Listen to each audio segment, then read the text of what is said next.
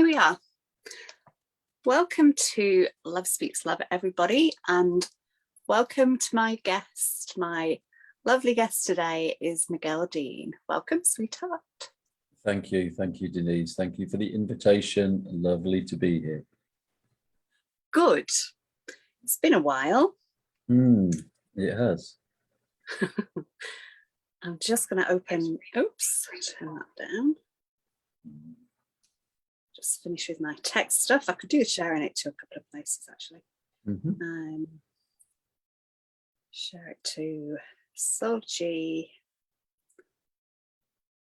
There. Just bear with me.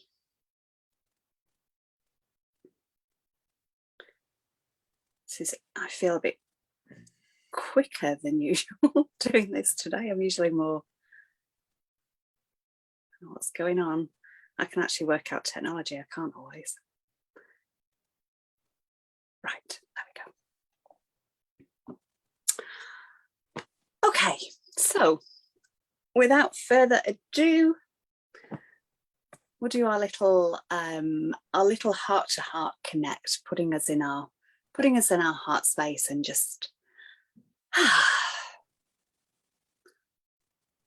breathing into our hearts to start with.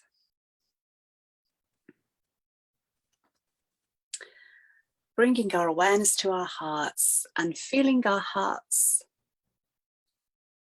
expanding as we breathe love into our hearts.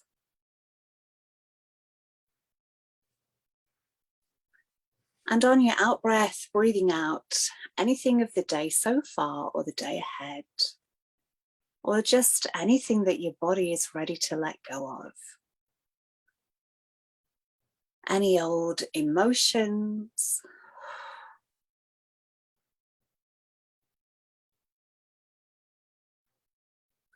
anything that might be preventing us from being in this now moment.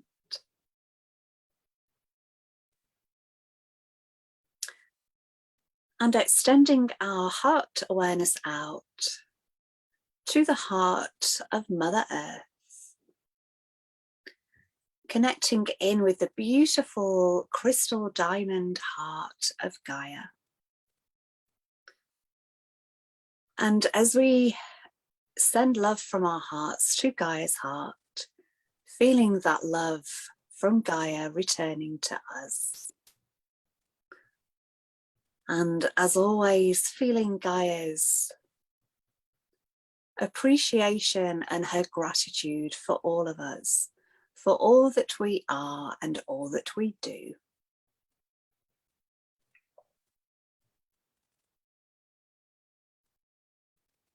And extending our heart awareness out now to the heart of the sun. Feeling those beautiful solar energies moving into our hearts, into our bodies, into our cells. And extending that heart awareness out to the heart of Source Creator. And feeling the beautiful energy from Source Creator returning to our hearts.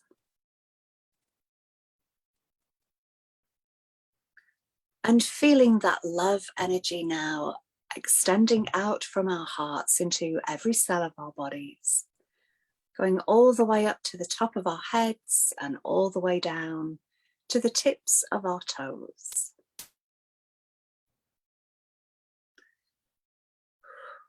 Still releasing anything we're ready to let go of on the out breath. And feeling all of our hearts together, all of us watching this live or on the replay or on YouTube. Feeling our hearts beating as one heart in this one unified field of love.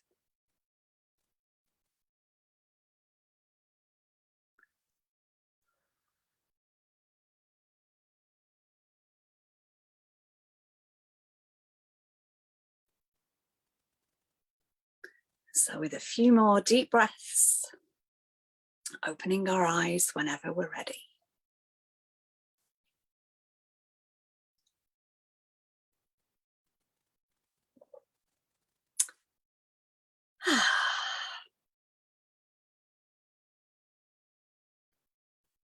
So welcome again.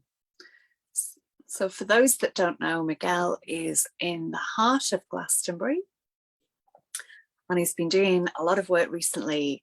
You've been doing the Sacred Union work for a few years, and I know that's gone to different levels in more recent years. And you've also been doing a lot of youth work in the what would you call it, like the official organization side of youth work. And now you're doing your own private work with all of these and with your men's circle as well. Mm-hmm. Yes. So how's things? Oh, Denise, such a big question, isn't it? Like these days, how are things? Yeah, I mean, the headline is definitely, gratitude and abundance are, what frames everything. Amongst that, there is plenty of challenge, but it all feels. It's interesting. The challenges, as they come up these days, feel as if I can move through them so much quicker, process them, and I feel increasingly held. It just feels as if the land, the energy, whatever, everything is being orchestrated to make this awakening as painless as possible and as easy as possible. So just feeling really, deep gratitude for that. And yeah, I guess the honest answer is I don't really know. It's like I'm in between stories, the same as the whole of the planet is in between stories. The old is crumbling and the new isn't fully there yet, and I feel like that myself. A lot of energy moving in the body, lots of weird stuff, magical kind of stuff. I like to call it magical. And lots of profound healing, people around. And King Arthur's Court is the name of my home here in the middle of Glastonbury. I can see King Arthur's tombstone pretty much from the resting place, the abbey over the wall from my bedroom window. So there's something about King Arthur's Court and the ley line that runs through the place, and the fact that we are now the knights of the round tablecloth, as we call ourselves, because our altar that we sit around is kind of like set on a round tablecloth. So there's so much happening in a beautiful way, healing, witnessing so much suffering and so much pain, so many people struggling as well. It's just this blend of beauty and reverence and, oh my God, life is so sacred and so precious, and deep sadness and sorrow and pain for all the people that are just really struggling and don't understand what is taking place at the moment. There's so much in what you said there. I could there's so many places to go. What you said near the beginning about things working through us maybe a little bit quicker. And when stuff comes up, it seems easier to witness it and be like, if we're having a reaction, for example, it's easier to spot the reaction sooner, even before it maybe even gets into a massive reaction. You can see it, you can feel the energy coming in. It's like, when you feel a trigger coming in, or when you've worked on something and you feel your body trying to trigger, but it's like that extra energy doesn't come in. That seems to happen a lot more in a reaction kind of space. The extra energy that would have propelled us to a full-on reaction just doesn't seem as loud, and we're able to witness it and go, look at what you do, and maybe be a bit kinder to ourselves as well when we're in that position. Yes, absolutely. It seems like a good practice that I've adopted is just increasingly to I am soul, that I am living from a soul perspective, and I'm having a human experience rather than the other way around. And that way we just start taking everything so less personal. It's like it's a really good starting place, is just to remember I'm not a person.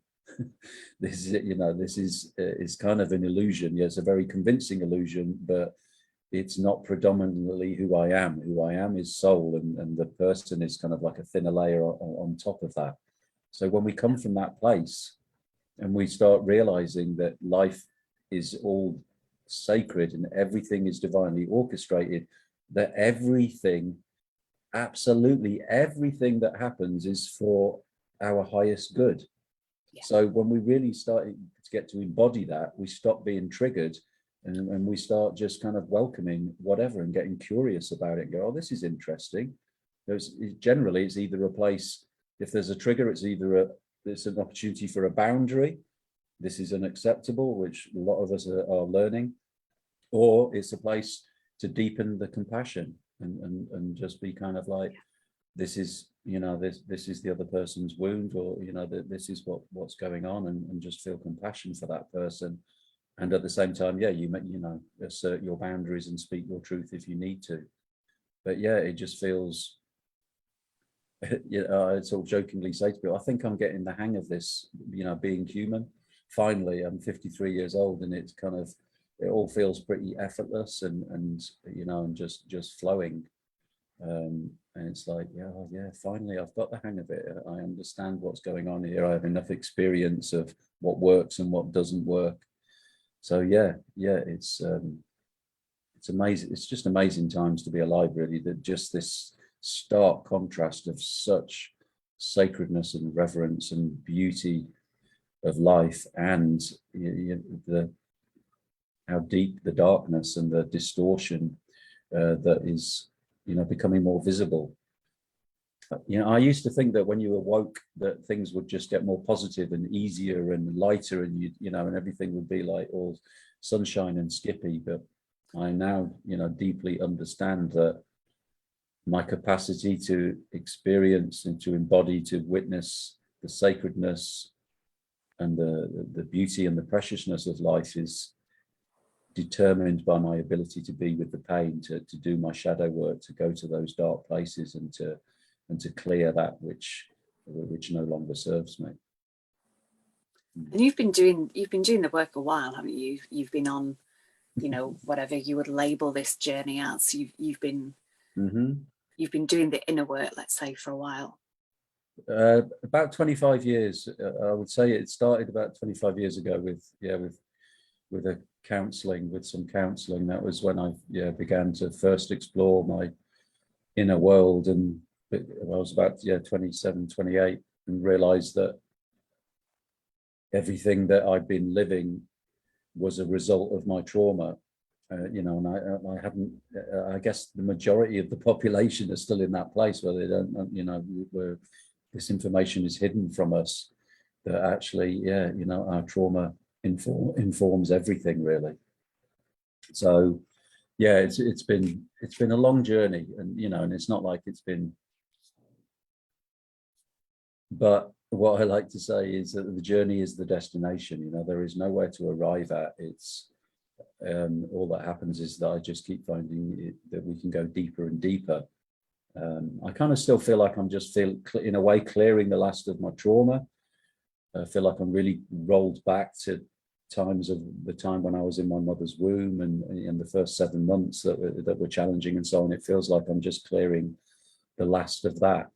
And at the same time, all my chakras are kind of coming online, and kind of like really interesting stuff is happening with the energy that's just really starting to be able to circulate. And just healing happening around me increasingly, I guess. Just being aware that I don't need to do anything. I just need to be. And I feel this increasingly, just this expansive love and compassion for everybody. It's really, really beautiful, actually. It's really beautiful. yeah, I give focus to befriending the street people in Glastonbury, and it's like there's a guy who I'd been quite reluctant to approach, just because he particularly sort of scruffy and smelly and looked really kind of like, like you don't want to approach him. But I approached him the other day for the first time and sat and had a little chat, and now whenever I walk past I say hello to him, and he's just like such a beautiful man. And I just see everybody, all these little children in these adult bodies, so full of trauma and so struggling, to find their way. And and it upsets me. It upsets me. And you mentioned, because that really sounds like your heart chakra is like opening to even deeper levels. And it's that in itself is such a journey, and it's probably one of the biggest ones. But you mentioned also that you were feeling some of your other chakras coming online. Are you getting, I'm just curious about that, because I feel a lot of stuff in my own body. Some of which is particularly coming online recently as I'm doing more and more fascia work, right. Interestingly. But I'm just curious how that feels for you, how you perceiving that. It's hard to describe it in a way. I mean, it seems, from my experience, it seems like the root chakra needs to get sorted first. I'm a massively experiential person, and I haven't, as you know, I don't read books, and I'm not interested in knowledge. My practice is that my body knows everything it needs to, or it has its own supreme intelligence, and I don't need to input information through the filters of somebody else that was written them down in a book or whatever. My body is a divine temple, and it knows everything that it needs to. So the root chakra, initially massive changes there, and just sometimes it doesn't, I can't tell it whether I need to go to the toilet, or whether there's just, it's kind of like this expansive, it feels like there's a galaxy up my arsehole. It feels a bit like that sometimes. It's just this massive expansiveness inside me. There's beautiful sensations that I can only, the closest that I can describe is that they feel a bit like orgasm, similar to sort of like orgasmic sort of feelings. I'm doing a lot of work with the macrocosmic orbit, circulating the energy, and there's some blockages somewhere in my middle, so I get lots of kundalini twitches. My body goes into real spasms and stuff sometimes. It was just doing it a little bit. It just did it once while we were speaking. So if I do get a bit twitchy and whatever, it's just the energy moving. But it started moving. It's like just as I talk about it, the body starts responding. It's like it knows I'm talking about it. Just the crown chakra, sensations of opening, expansiveness from the crown, and really beautiful sort of like third eye sort of energy happening. It's the closest that I can describe. Is it's kind of like, which I guess is why it's orgasmic sort of energy, because it's all sexual energy. I mean, sexual energy is source energy, divine energy. The whole universe is making love to itself. It's all about sexual energy, isn't it? So those are the sensations that have been happening. But it's kind of like, it's almost like more just noticing people's responses and things that are happening around me, that are also kind of like, all right, this is what I'm feeling inside, and as I'm feeling these extra sensations and stuff's happening, I'm noticing these different things that are happening outside me as well. I think that's the kind of like key things around the energy. And there's just so many things: diet changing and having a big disinterest in food, sleeps all over the place, knowing stuff. It's just like, it's like my work with my clients now. There is no preparation or no after work. It's just to be fully present. And sometimes I'm saying things that I'm not quite sure why I'm saying them, but it's just all sort of coming through me more, and Miguel is getting out of the way more. whole of my life is less personal. I'm not taking it so personal when people slander me or, you know, or anything like that. It's like, I can just, it's all okay. It's all fine because there's nothing for it to stick to. I'm just doing my thing. I've been finding the energy, it's almost like bubbling in my body. It's almost like my body is fizzing sometimes. It seems to happen, especially when I'm trying to get to sleep. And it's like everything is just vibrating more. So it almost feels like the bed is vibrating more, like everything has just got that bzz, that extra kind of fizz to it. Nice. Yeah, a lot of stuff happens to me when I get into bed as well. I get into bed to lie down, go to sleep, and the body's like, oh, it's time to play, and all this stuff starts happening. Yes. Yeah. And how are your men's circles going? Have you had like a steady group or like a steady number of people for that? Is it getting more? The men's circles, yeah, thank you for asking, Denise. It's kind of like, I'm just so passionate about this at the moment. Is so what's happening? Yeah, it's every Wednesday. So last night, yeah, there were 10. It's usually between 5 and 10 men. It's in my living room here in this space. It's not like a fixed group, but there are a core group of men who, you know, show up pretty regularly. And then there have been about 80 men have come through the door. Wow. But because they have to sign something, you know, there's a loose agreements and so on, you know, that they need to agree to before they're allowed to sit in the ceremony. But most of the men, yeah, they don't come back because the energy is too powerful. It's too strong. Some of the men, when the talking stick comes round, they'll go, everything in me is just screaming to get out the door, because it is the path of the heart. It is for men who are on the path of the heart. It is for men who are committed to clearing their trauma and, you know, doing their shadow work.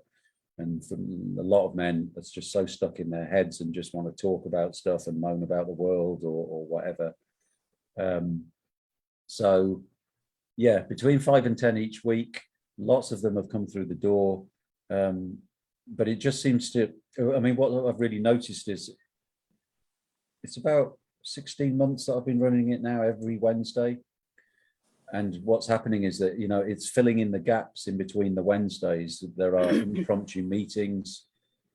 Just the healing is just there's now a community of brothers that are supporting each other on their journey. So when somebody's struggling a little bit, there are others checking in.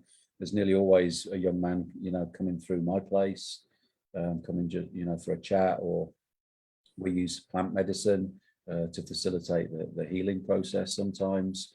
We do breath work together. I mean, like last night we had the circle, and then afterwards you usually make some chamomile tea and we sit around and chat and have a wee smoke and whatever.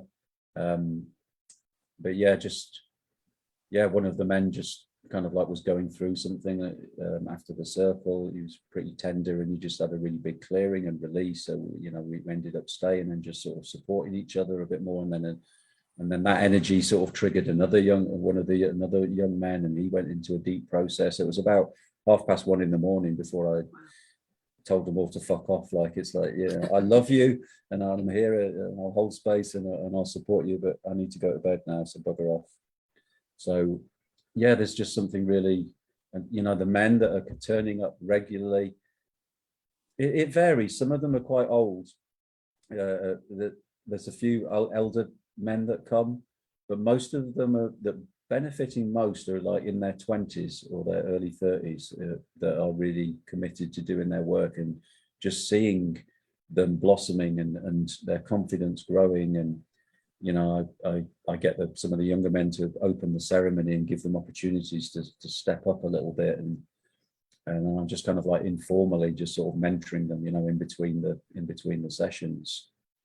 So it's just become something really beautiful, to be honest, Denise. It's, you know, I had this calling to come to Glastonbury and start a men's group, it was the reason why I'm here. And I kind of thought it was sort of, oh, it's a bit of hassle, like, you know, it's like, okay, another little piece of service. It will, you know, I'll help them.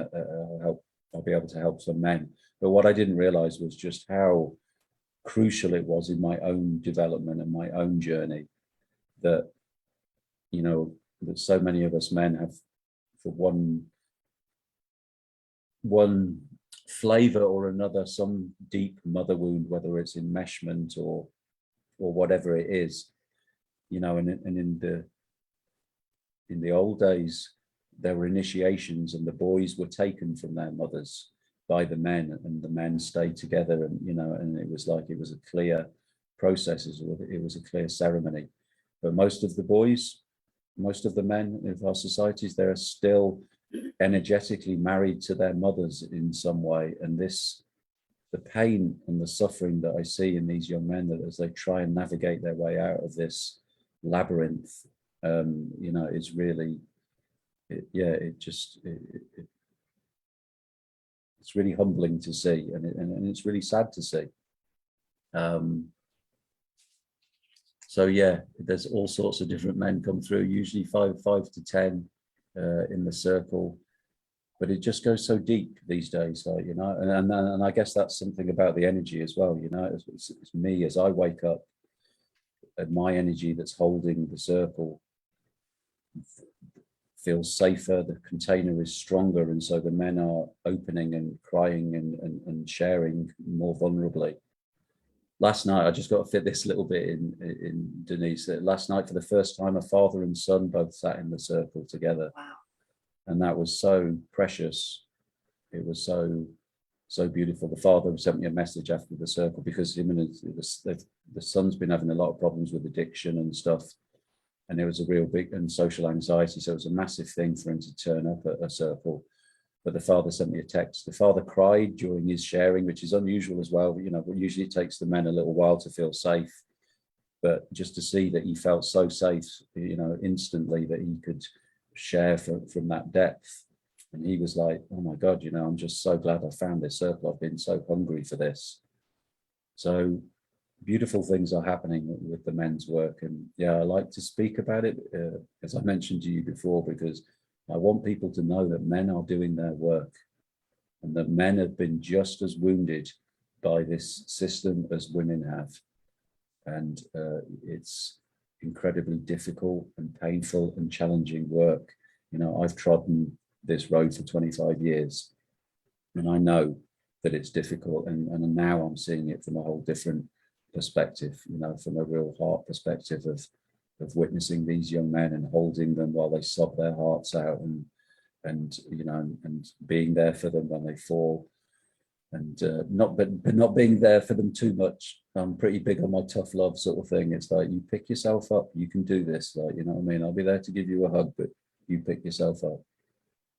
So yeah, it's beautiful sacred work that is happening, and I just feel, you know, incredibly humbled that I guess in some way have been chosen. You know, my 25 years of walking the path have equipped me with the skills, you know, to be able to do this, and I'm deeply grateful for that. And there's no transition, there's no, like,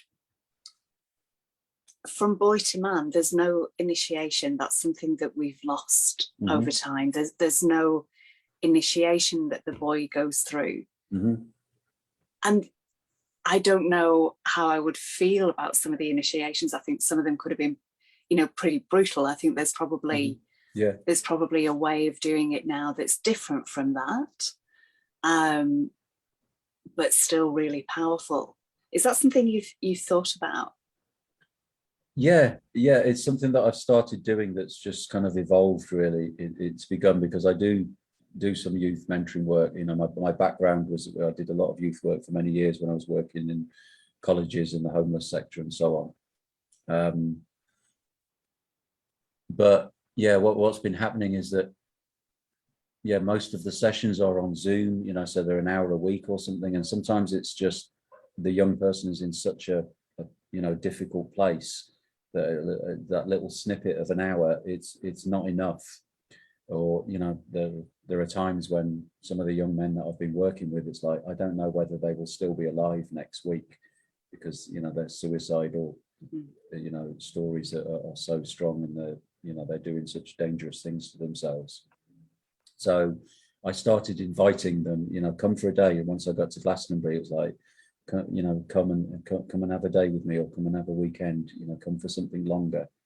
And in those, I've started, just kind of like an organic sort of intuitive rites of passage, or whatever, depending on who it is who shows up and, and what's happening.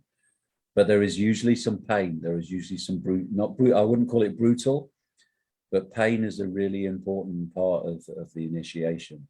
And this is, again, because, my take on it is that, men have been domesticated. We've been turned into chihuahuas and poodles when we were once wolves, and we've forgotten the full spectrum of who we are. So there's an aspect of the domestication that has softened. Men have just become so soft, and humans have, we're averse to fear, we're averse to pain, we're averse to anything like that. It's numb it, step up your addiction, avoid it, distract yourself. But actually, pain is a blessing. Pain can be a blessing. Suffering is optional, but pain is a part of this human experience. And that's part of the reason why the world is in such a mess, is because we've denied the value of pain, and we've kind of like tried to suppress it. And so it comes out in all sorts of horrendous, distorted ways. So there is pain in the initiations, but it's usually, the last initiation was the pain that I introduced for the young man was just his first experience with hape, with a plant medicine, a sort of tobacco, herb, snuff that you blow up the nose. But after the pain, it drops you into a beautiful, really deep meditative space and really brings you into your body. So that's a key part of that part of the initiation, is like when you have the courage to face your pain, step into the fire. Don't walk away from it. If there is something that is uncomfortable, then as a man in your power, you have to learn to step into it. So they learn that through the pain, that, to stop avoiding pain. So yeah, pain is a part of the initiation, and cold showers is another one that I use. Just get them to start doing their cold showers. Just being comfortable with the uncomfortable. It's like choosing it.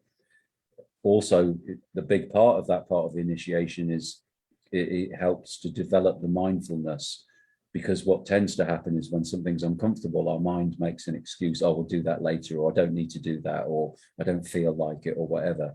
But we learn to push through that resistance and go, no, I will do this. I will become the master of my mind, not the slave of my mind. Nice. I sing now when I turn the shower to cold. Yeah. I start singing just before I do that, because singing stimulates your vagus nerves, because I want to tell my body that it's safe. Yes. In that position, and not, because I don't react anywhere near as much as I did. Yeah. Even because sometimes it goes cold before I'm expecting it, because I've actually got two showers. One's an overhead and one's another one, and I switch it from one to the other, and sometimes it goes cold in that transition. And I would have jumped out of the way before, but now I'm just like, oh, happened early. Yeah. But I find the singing or humming, that really helps, and it just tells my body that it's safe in that space. Yeah.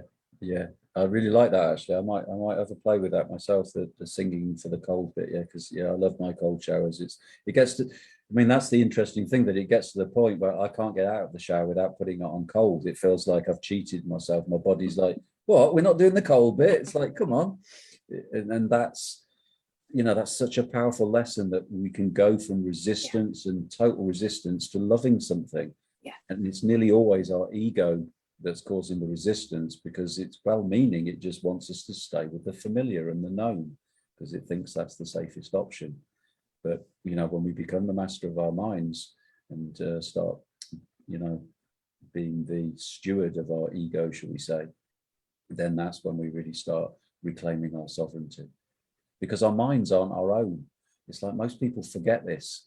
Our minds are not our own. It's like pretty much every thought, every action, every word, everything that you do is either directly or indirectly connected to your trauma, to your early experiences. Until you clear that, nothing is your own. It is, you are acting, you know, that's the kind of plugged into the matrix. You're still asleep. You're still just being manipulated. So it's a really massive part, you know, in so many different levels, so many different ways. That initiation and pain and the mindfulness and so on are incredibly important tools to our self-mastery. And you're right, you know, the avoidance of pain, we can't avoid it. If it's in our bodies, the only way that we're going to get rid of it from our bodies, if that's our ultimate goal, is to feel it. But Yes. it is the avoidance, it's the suppression of it that means that it just, you know, bubbles out at the most inappropriate, inappropriate and in times and in the most inappropriate way. Yes, yes. And you know, and if it's not expressed, of course, just manifests in physical illnesses and all sorts of dysfunction and so on, and suffering as well. When pain isn't addressed, it becomes suffering. Pain is not optional, but suffering is. Yeah. I mentioned I can't remember if this was before we started about the fascia work that I've been doing. So I've been really learning about fascia because I've recognized that it's an area that my body really wants me to work on. So I've been investigating it, and it's the connective tissue, and so much of this knowledge is new. When I did my nursing, we didn't learn about fascia because all that stuff just wasn't known. And it goes so deep, and I'm gonna be doing a video about fascia because I just find it fascinating, and I think so many people can be helped by this. But there was some doctors that were doing work on tendons, put a microscope under the skin and actually filmed fascia, because fascia, one of the reasons we didn't know anything about it was because the research was done on cadavers, and your fascia when you're dead is not the same as your fascia when we're alive. And this video is so beautiful. So the fascia, it's very liquid. You can see liquid, you can see the water, or the hydroloric acid, is it called, moving along the fibers, and the fibers separate and join in different places. Like it's so organic and alive. It's really beautiful, and it forms all this incredible geometry, and it looks very fractal. There's, you know, it's all different shapes, and I'm sure if your microscope went deep enough, you just go to the little layers and still it continues. But the fascia has 250 million nerve endings in it. It's your fascia that feels everything. And I realized that one of the things that I did was contract my fascia, because I'm very much a feeler. Like when I do sessions, I see with my hands. It's my feeling sense that is the strongest. And because of the circumstances that I was in, it's like I just contracted my fascia, because that's part of fight flight. That's what it's actually the fascia that contracts the muscles. But everything kind of draws back, and I think it was because in nursing, and it was too much, so I pulled back my feeling. It wasn't just that my heart closed, it was that I actually pulled back that really strong feeling sense. Yes, that contraction and fear. It sounds sometimes when I'm doing my meditation, I feel like I can feel my fascia. It's like there's just there'll be a point where it just feels like everything drops a millimeter or two in a kind of relax. It just feel this really slight sort of shift. Beautiful. And it's everywhere. And it has to be. I mean, someone made the point in one of the videos that of course everything's connected. We came from one cell. How can it possibly not all be connected in the body? Yes, of course. I like that. And in the same way that everything is connected in the body, everything on the outside is connected. Exactly. It's just, it's so beautiful, really. And it's kind of ironic and perfect that as we're moving towards unity consciousness, we start to learn about the unity in our body, and fascia, which is the connective tissue for everything. It connects everything. And so much is made of it, like tendons and ligaments are actually fascia, but they're of a different consistency. Right. So much is kind of made of it, and it's beautiful that now that we're realizing that we're not in separation as globally, we Mm-hmm. start to learn about that in our body. It's like, the timing is perfect. Yes, yes. Nice. Yes, time for union and connection, and yeah, it's happening slowly, well, I don't know if it is slowly or not slowly. It seems slowly from a human perspective, but what's happening, if you remember that, the universe has been here for infinity and will continue to be, then what's happening here is less than a blink of the eye, really, isn't it? But yeah, things are moving. I mean, again, that's the paradox, really. It just feels like, yeah, on one level, it's like, we great, everything's really moving and everything's collapsing and falling apart, and it's, and at the same time, it's like, oh my God, that's scary, and so many people are going to struggle through this transition. But yeah, it's odd. It's like the more all that lockdown and COVID stuff sort of squeezed in, the more everything just blossomed, and my life just really took off. Like when I moved here at the beginning of lockdown. Yeah. So before we move to the Sacred Union invocation and the visualization, I'd love to hear a bit more about the work, your Sacred Union work that you do. Okay. So my Sacred Union work, yes, is mainly one-to-one. Occasionally I've worked with couples, but it's usually one-to-one because it is fundamentally about the union within oneself. It's not about, I mean, often that's why people come to me, because they want to, they can't have relationships with other people. They're struggling, they keep finding that they're doing the same thing, going around in circles, attracting the same kind of person, and all that sort of stuff. So it's one-to-one, it's on Zoom, and it's mostly with women. 80-90% of my clients are women, which often surprises people. But what seems to happen is that they seem, and they nearly always, it's very sort of intuitive. They just kind of feel, oh, this is the right person to work with. They're kind of guided to my page on the internet or whatever. It's always interesting how people come across me. But my, I guess, simple way of explaining the work is that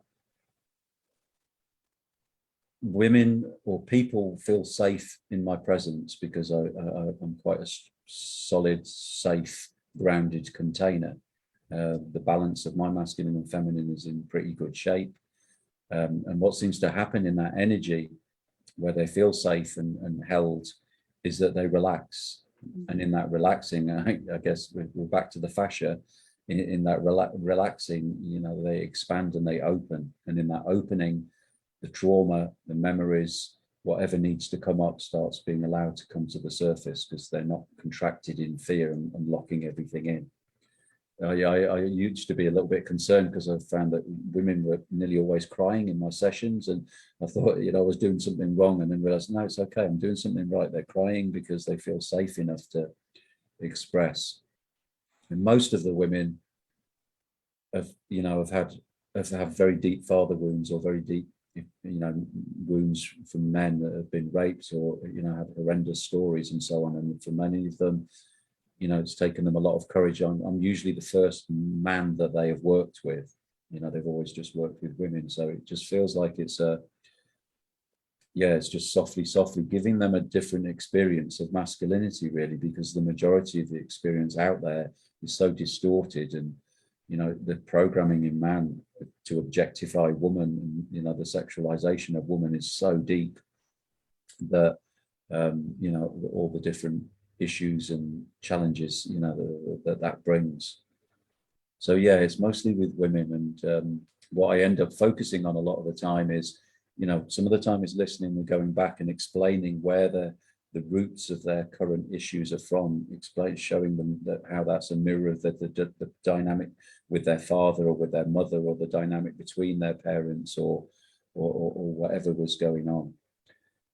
So going back to the roots, and a lot of my email address is love in action, so I'm very much about actioning that when I get my clients to do things differently, you can't make changes on the inside if you just carry on doing everything on the outside the same.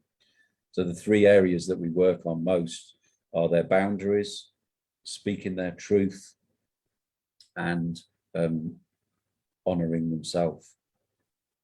So those three things together seem to make up a big part of the sort of masculine template. So when they integrate that and they start speaking their truth more, and they start honoring themselves, doing things that put themselves first, because, you know, this whole thing of women, that everybody else comes first and their needs are last, the whole sort of martyr syndrome. So they start doing things differently, and I explain to them that life is the workshop. You are, every day there are opportunities for you to speak your truth. Life keeps bringing them to you because it wants you to get the message. So I get them to, you know, record and remember when these things have come up during the week, and then we explore them, and, you know, they begin doing it terrified in little pieces, and gradually they build their confidence and their masculine, and that internalizes their own masculine template. So then they feel more sure and more okay with themselves, more less fearful, and so they start attracting, you know, better relationships into their life, and everything starts, you know, moving in a better direction. With the men, it's a bit more, it's similar stuff. You know, it's funny, you don't really need to work on the feminine. It's like when you get the masculine in place, the feminine just arises, it just grows and flows, and it's just, but it needs the container, it needs the loose, what I call a loose structure of the masculine, a solid but loose structure. Yeah, so that's kind of, hopefully that gives a, you know, a little bit of an idea of what goes on in the sessions. Yeah, it's beautiful work, and again, I just feel so humbled and so blessed, you know, that women to trust me, you know, and to come. It's just so beautiful to be able to do some of that work. And again, the paradox, it's so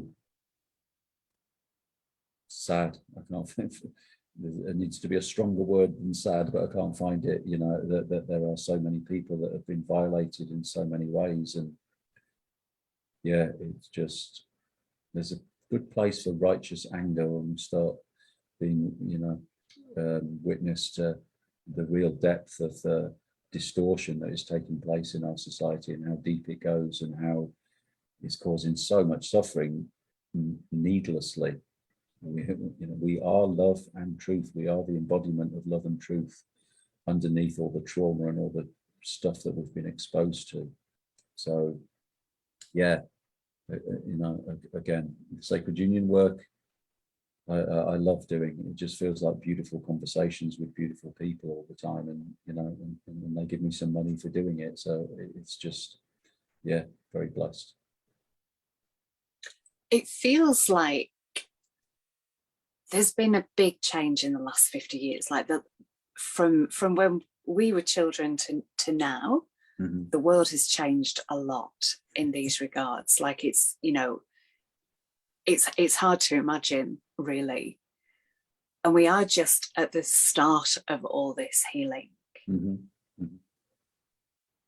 It's quite amazing to think where we might be in 50 years from now, you know, because it's just at such an exponential rate as well. You know, the changes are happening so quickly. Yes. I'd love to, if you would be happy to share, I'd love, before we move to the invocation work, so the men's circle, obviously I've never been to a men's circle. And I love what you said about the talking stick. So I'd love to get a little bit of a picture without, you know, giving too much away about, you know, sacred men's business. But in my head, I could see you all starting by, you know, perhaps you starting first with the talking stick, so you're sharing a little bit first. Is that how it kind of works? Do you share, like, how your week's been, what's going on for you? Yeah, they're encouraged to share what's alive in them at in the moment. So when they arrive, they're smudged in. I smudge each man as he comes, and then they take their place in the circle. There's always like music, you know, sort of mellow music and whatever. So we sit, it's kind of meditative space as the men arrive. When we open circle, I will just briefly welcome the men, and then I'll invite one of the other members of the circle to open the ceremony, to call in the directions and so on. And then I pick up the talking stick for the first time, and I share why we are here, just to sort of set the ground of, we're here to reclaim our sovereignty, our masculinity. We are here. I mean, last night, I mentioned that I came across it, that the highest cause of death for men under the age of 45 years old in this country is suicide. And it's like, as far as I'm concerned, that's fucking unacceptable. And that's why we sit in circle, to learn to support each other, that it's okay to be vulnerable, it's okay to be lost, it's okay. So yeah, and then when I've shared that little bit, then the talking stick goes down in the center, and whoever's ready to speak first picks up the stick, and they will, if there's a big group, I divide up. We have 2 rounds. So the first round is more of a, what's alive in you? What do you want to share? And often that is more of the sort of challenges and, the difficult things, because those are the things that are difficult to share out in the world, to be vulnerable, to share the fact that, what you're struggling with. So there's a lot of stuff comes up about relationships with women. There's a lot of men that, share the, what's going on for them there. And then when the circle, when it's gone round, if they start talking for too long, say we've got 5 minutes each for the first round, roughly, I sort of just say, you need to wrap it up. We need to make sure there's time for everybody. And the second round is usually a bit shorter. There's not quite as much time for each man, but they're in the second round, they're encouraged to share their prayers and blessings. So it's more of a sort of going out into the world. The first one is a bit more me. The second is like a slightly bigger picture, and thinking about how am I contributing, and what is my service, and who else am I thinking about? Because the whole thing with the transition from man to boy is that boy is, I'm the center of the universe and it's all about me, whereas the man is protection and support and providing and so on becomes the center of their universe.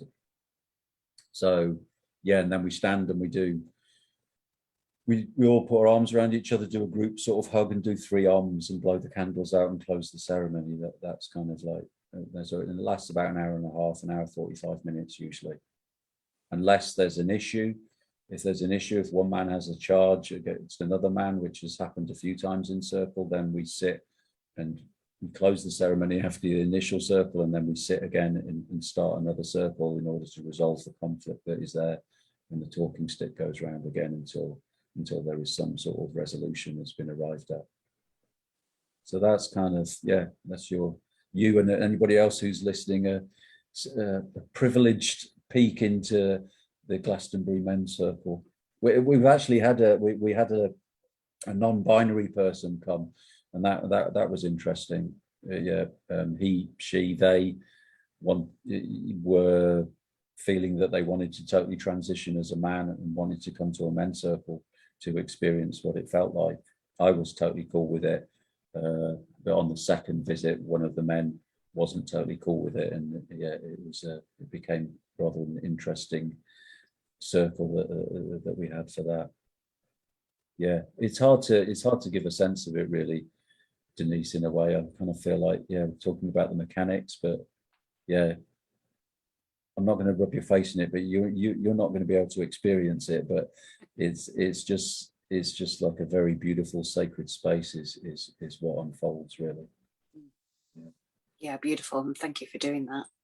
It is, it's putting a template in as well, so it's easier. Maybe some of these men coming to your circle will start doing their own one day. So they will. That's how it works. It's time for us all to start sitting in circles more. It's a big part of the circle community connection. This is where we're heading. Yes. Okay, shall we move to the invocation stuff? Yeah, let's. All right, so I haven't prepared this. I'm just going to see what comes through for the visualization, and then I'll hand over to you to read your Sacred Union Invocation. Okie dokie, good. I'll put the link, to, the YouTube link to it in the comments underneath our post. Yeah. Yeah. Good. Yeah, that'd be awesome. And you've just had music added to it as well, haven't you? So it's it's got a sort of nice sort of ambient soundscape behind it. Yeah, it sounded really good. Thank you. Okay, so let's get ourselves comfortable. And if you're in a position to do so, I invite you to close your eyes, not if anybody's driving, obviously. And as we did at the beginning of the chat, let us bring our awareness to our heart space, first of all. And breathing love into our hearts.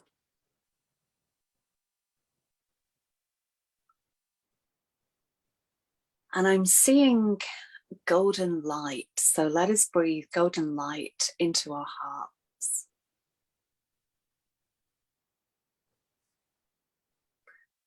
And as the energy in our heart expands, so our heart space gets stronger and the energy gets more clear. And as the golden light comes in, our hearts will naturally shed energy that's not in alignment with that. And when our heart feels nice and full, just seeing the energy moving up from our hearts and connecting with our brains. So the golden light is moving up from our hearts into our brains.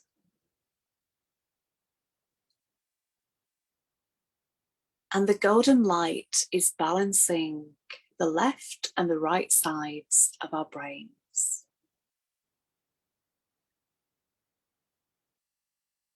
And as we feel into this, we might feel that one side is maybe a little busier than the other. And I'm seeing the whole brain surrounded by this golden light. And it's working at its own pace. So if a part of the brain is a little bit too active, then the golden light is just helping to balance that out.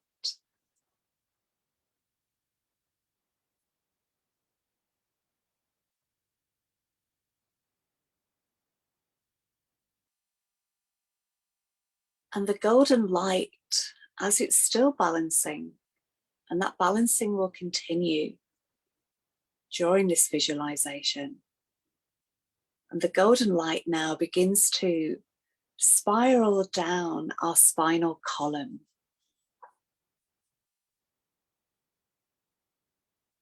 Just nice and slowly.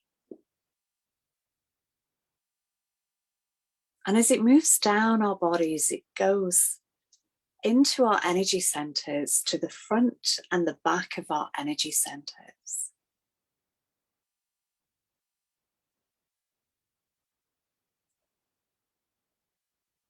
And when it reaches our throat center and our neck, the energy moves down our arms.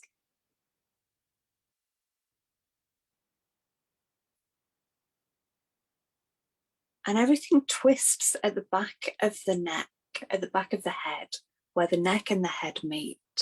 So the left side of our brain corresponds to the right side of our body, and the right side of our brain to the left side of our body.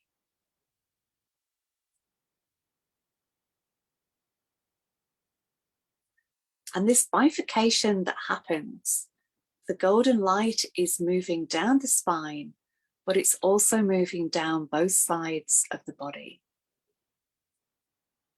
filling in any gaps that it may find as it works its way down. And this light has an intelligence of its own, and it's working with the body intelligence. And the body has an intelligence of its own. And it knows where the energy is needed.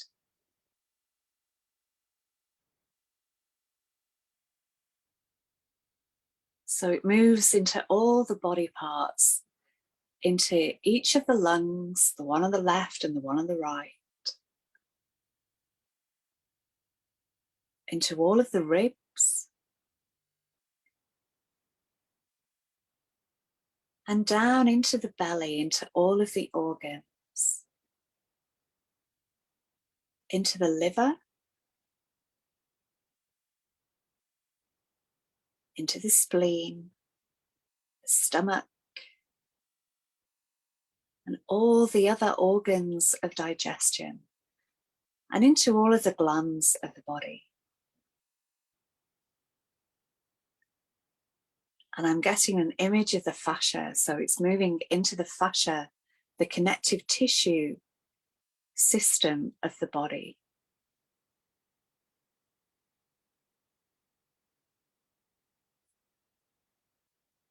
And it's moving into the skin, into all of the muscles, into the fluid of the body, into all of the joints. And you may get sensations in your body, you may get tingles. You might feel the balancing happening. You might be aware that one side of your body might be stronger than the other.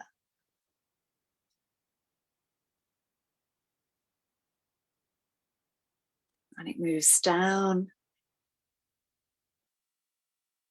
down deeper. It's been going into all of the vertebrae of the spine. So down into the lower belly, into the sexual organs, and into the hips.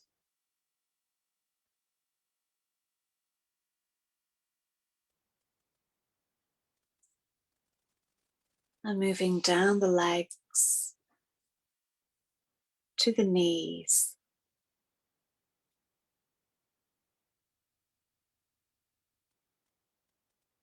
Down the lower half of the legs, down to the ankles, and down to the feet, all the way down to the tips of the toes. And if you feel that your body might need more balancing than we're able to do in the time available, you can ask for this to continue. You can ask for the golden light to continue pouring into your body. And I'm just getting a visual now of violet light. So following the golden light coming into the crown is now violet light, moving down the body into the brain, to the left and the right sides, down into the spine and in both sides of the body. And just feeling, I'm seeing emerald green as well coming in now. And just feeling those two sides, feeling the merging happening. The left and the right sides are beginning to merge together. And I'm getting the visual of like weaving, of knitting, of the energies really crossing over all the way down the body.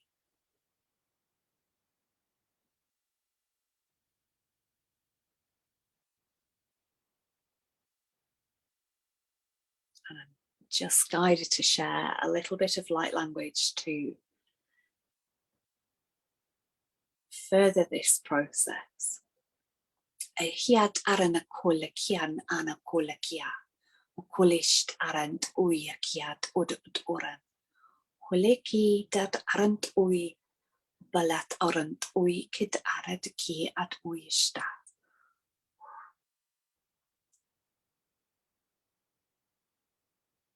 dialat urundoranakian ayaket oya mushtala.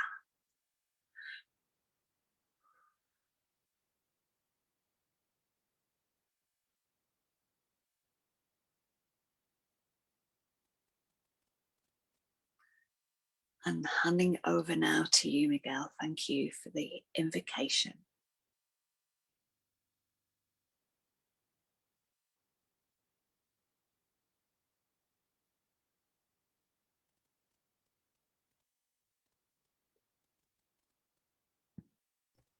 You're muted.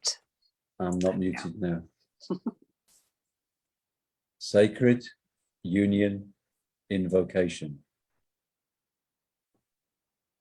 May we always remember that sacred union is our natural state, and all we need to do is dissolve and transform all that conceals this truth. May we be guided and supported in our intention to balance the masculine and feminine qualities within us. May we travel with kindness and compassion towards ourselves as we journey back to our hearts. May we bear no malice towards our parents and carers for doing the best they could. May we learn to mother and father ourselves in each moment. May we have the courage to remove our armor, lay down our weapons, and forgive all those who we feel hurt us. May we understand deeply that the ways in which others were not able to love us guided us to look inside and find the true source of love. May we remember that we are co-creating our life hand in hand with the infinite power and wisdom of the universe, and that as such, we are powerful beyond that which we can conceive with our minds. May we deepen into presence more fully every day, so that we might live from the perspective of our highest self that is all-seeing and all-knowing. May we have the courage to keep exploring the shadowlands and the dark corners of our psyches. May we feel now what we were not able to feel then, in order that it might be transformed in the light of pure consciousness. May we commit to honoring our psychological and emotional wounds and reassuring the inner child within that we are now safe and loved. May we have the strength of conviction and discernment to know when to speak our truth and when to be silent and listen with our hearts. May we know when to push forward through the resistance we feel and when to pause and rest. May we remember to give that which we seek to receive. May we dare to fall in love with our own beautiful imperfections. May we learn to embrace vulnerability, and in so doing, set ourselves free from pride, shame, and guilt. May we give thanks for the beautiful mess of this sacred myriad human experience. And may we remember that we are all connected, and the work we do to facilitate sacred union is also for our children, the children of the world, and the generations to come. Blessed be, and so it is.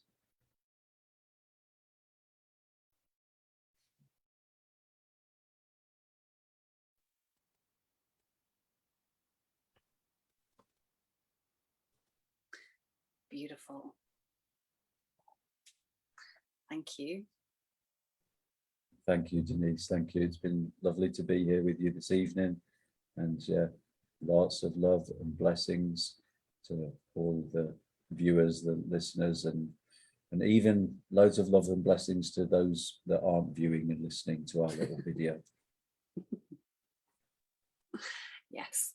Thank you, everybody that's been with us live and who watches this on the replay or on YouTube.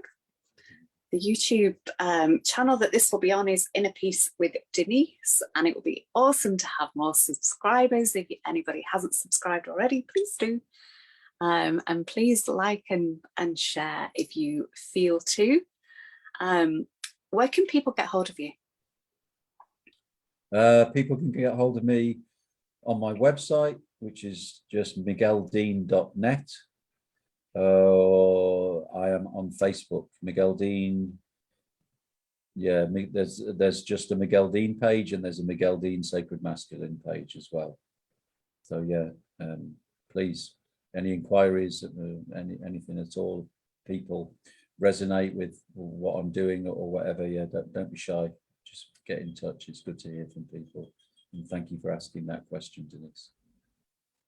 My pleasure, and thank you so much for guesting this week in this 2 month, the month of love that is February.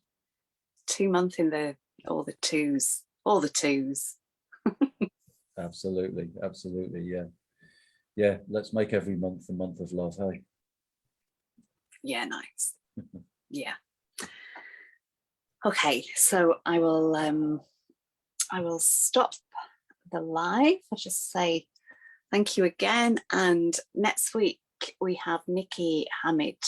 We're going to be talking about all things fairy next week. That's going to be on Tuesday. And thank you, everybody. We'll see you next time. Love, love, love.